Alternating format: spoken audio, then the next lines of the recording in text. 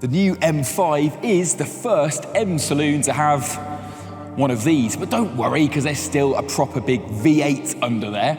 Maybe you should worry though. Controversial drivetrain, mad interior, loads of technology. Let's get into it.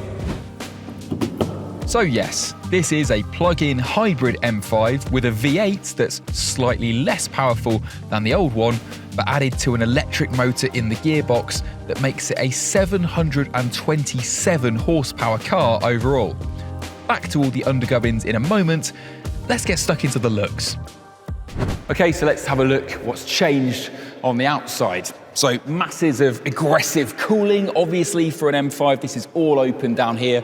Kidney grills are illuminated, big M5 badge, but only half of this is opened up.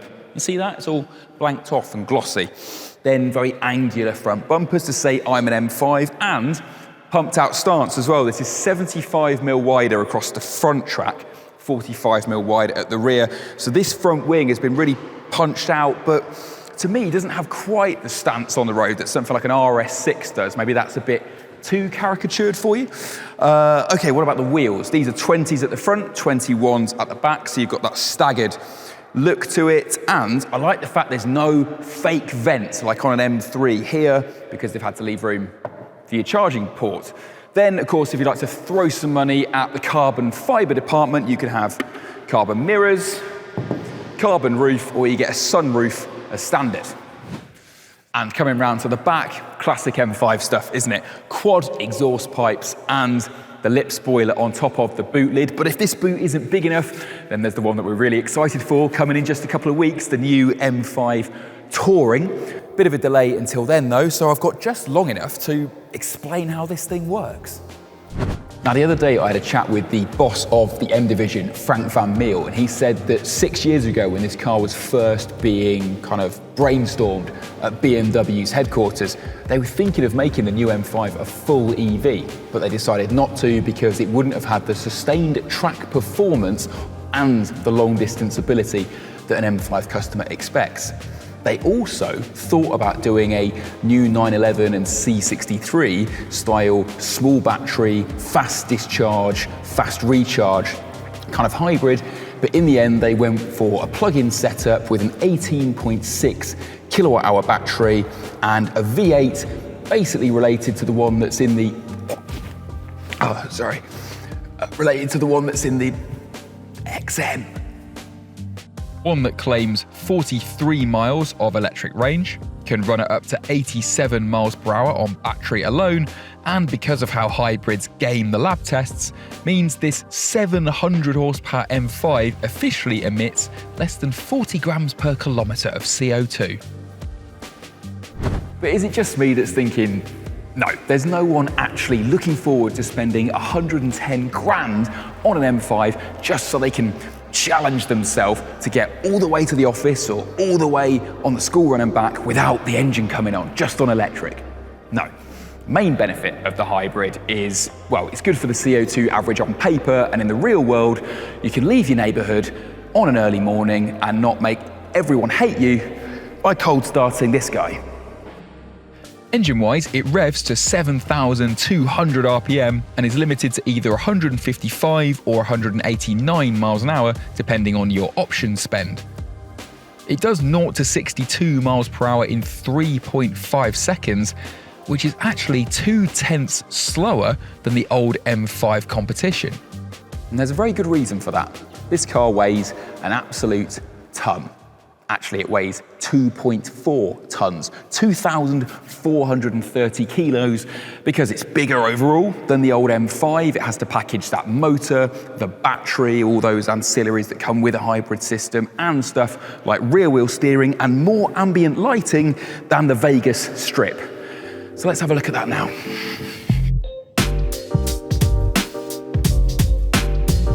Now, if turquoise isn't your thing, you can probably tweak that in this completely baffling menu here, but that's not the menu I'm interested in. I'm interested in M Hybrid, which I've gone into now, and this is how you, well, you deploy your electricity, I guess. So there's the fully electric mode, there's e-control for maintaining the state of charge that you want, there's the hybrid setting, and then you've got dynamic and dynamic plus. And this is all about training the car in terms of, well, are you going for one hot lap? Are you going for a quick B-road blast? Are you lapping the Nürburgring in real life as opposed to on an Xbox?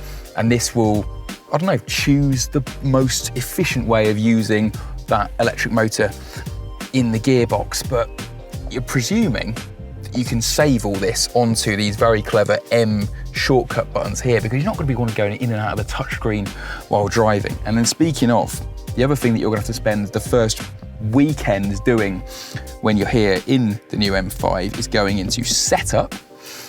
And then blimey, look at the amount of modes in here. And because BMW's gone quite glossy and minimalist with the new 5 Series inside, one of the engineers was telling me it's been really annoying trying to cram all this stuff in because they don't have the space anymore for all those buttons that used to give you the shortcut. So there's no sports exhaust button down here anymore. There is no rocker switch for turning the gear shift velocity up and down. It's all in here. Sport Plus for drivetrain, energy recovery mode, 3 settings for that. And then of course the suspension, whether you want to send all of the drive to the rear or split it between all 4 wheels, steering weight, and so on. And if you're an American, because I know the Americans like this, you'll be disappointed that you can no longer shift gears on the stick down here because that's just a switch. I mean, I know they've painted the engine start button red, and yeah, they've given you a new extremely thick M steering wheel. Why does BMW think its customers long to hold something girthy? The mind boggles. But for me, I'd sooner it was just a bit less of a rainbow, and I don't know, I had more clues that I'm sitting in the flagship M car. Oh, and you can't get the M Division's kinkiest carbon fibre bucket seats in the new M5 because BMW says that M5 buyers like something a little bit easier to climb into and out of. Now, although I didn't have an old M5 right next door to compare with, it felt to me like you don't sit quite as low in the new one as you might like to, which I wonder might have something to do with this 5 Series platform also having to work as a battery skateboard EV, aka the i5. Now, usually I'd wrap things up about now, but a couple of weeks ago I actually had the chance to drive the new M5 on track. Now, the car was disguised on top, but it was finished underneath. Unfortunately, we only got 3 laps of a racetrack that I didn't know very well. But anyway, here's some first impressions of a 2.4 ton super-saloon on a racetrack. Right, out of the studio and in at the deep end. Let's see what this new M5's got beyond a lot of weight. But I'm going to try and leave my processes behind. Don't review the spec sheet, just review the car. Yeah, 720 odd horsepower. Certainly deals with the weight quite nicely. We're absolutely chomping down at the pace car in front of us. You can't get away. So yes, the new M5, in a surprise to absolutely no one, is very fast. Fast enough that there's loads of equipment in this prototype rolling around in the back of it. The engineers have been busy in this one at the Nürburgring. This has been their ride setup car. And you know, they've just let us borrow it for the day, which is nice of them. Take the day off, boys. So I'm basically going to experience 2 different personalities with the M5 today. This is like the middle setting at the moment, so I'm in kind of mid-level regen and mid-level steering weight and throttle response, and then we'll ramp it up into M2 mode in a moment. Oh, so heavily on the brakes there. As usual for all these latest Gen M cars, the front end's absolutely nailed. You never get a sense at the front it's going to wash wide, despite the fact that it's got great big V8 up there. Of course, this is the only new generation 5 Series that gets a V8. The engineers have said that's a real pain. For one model, you got to engineer this whole new engine bay almost just to take a big old V8. What do we think of the noise? Is that coming across? Not too bad, you know, for a twin-turbo modern direct injection car. It's not nape pricklingly amazing, but the old augmented noise that they've been fond of for a while at BMW, it's better to listen to than if it was fully electric, isn't it?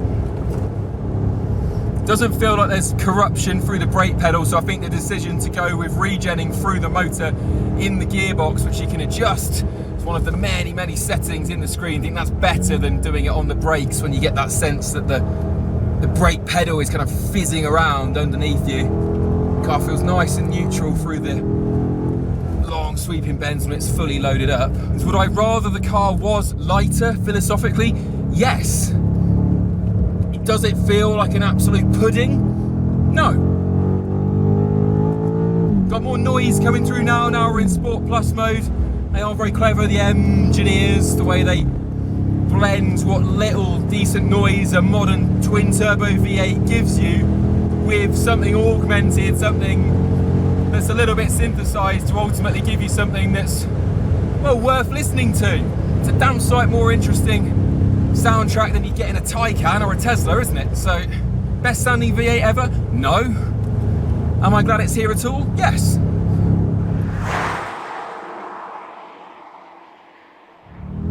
And the brakes as well don't feel like they're suffering from any kind of fade. Got the ceramics on this car, they're an option. I mean, probably shouldn't be with the weight of the car and how much you're going to pay for an M5. Really ought to be standard, I think.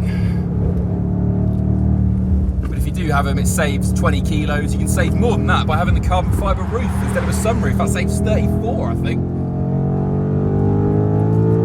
God, this strolls on in a straight line. Just took a short shift there because it's just got so much torque that you just don't need to rev the engine out. It makes a good noise when you do, but just lean on the amount of turbo boost and the electrification. Let's try second through this complex this time. Bit gratuitous, but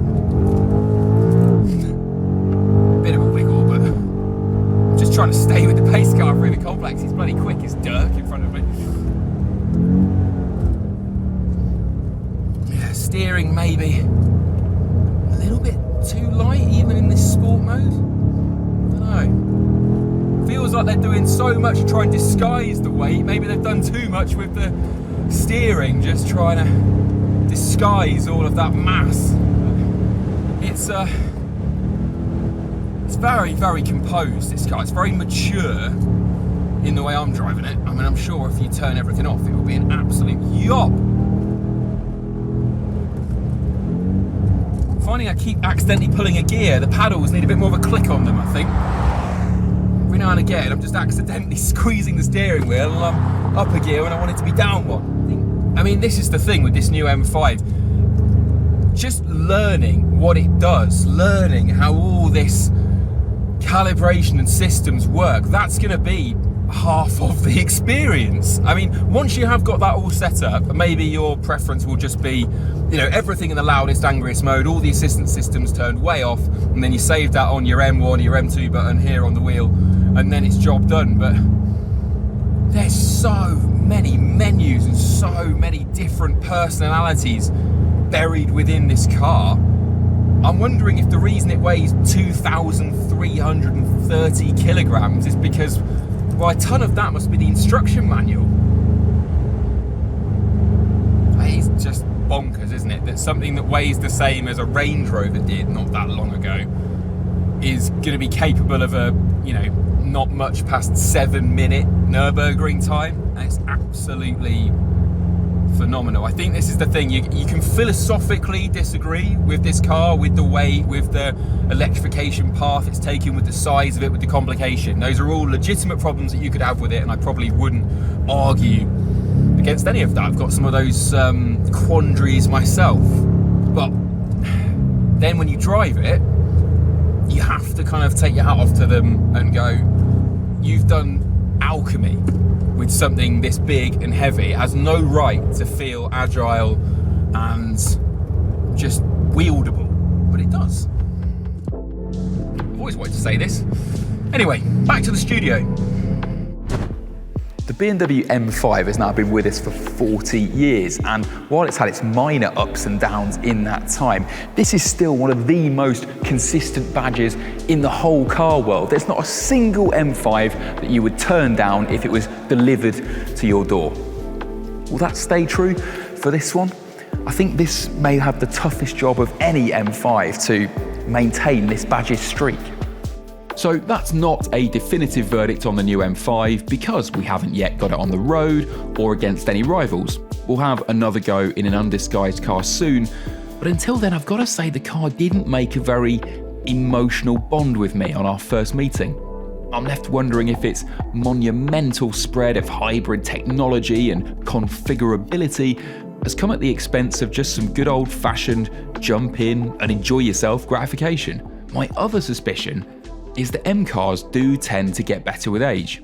We weren't hugely taken with the first turbo M3 when it was launched, or the previous Gen M5 at first either, but they tend to get honed and improved during their lifespans.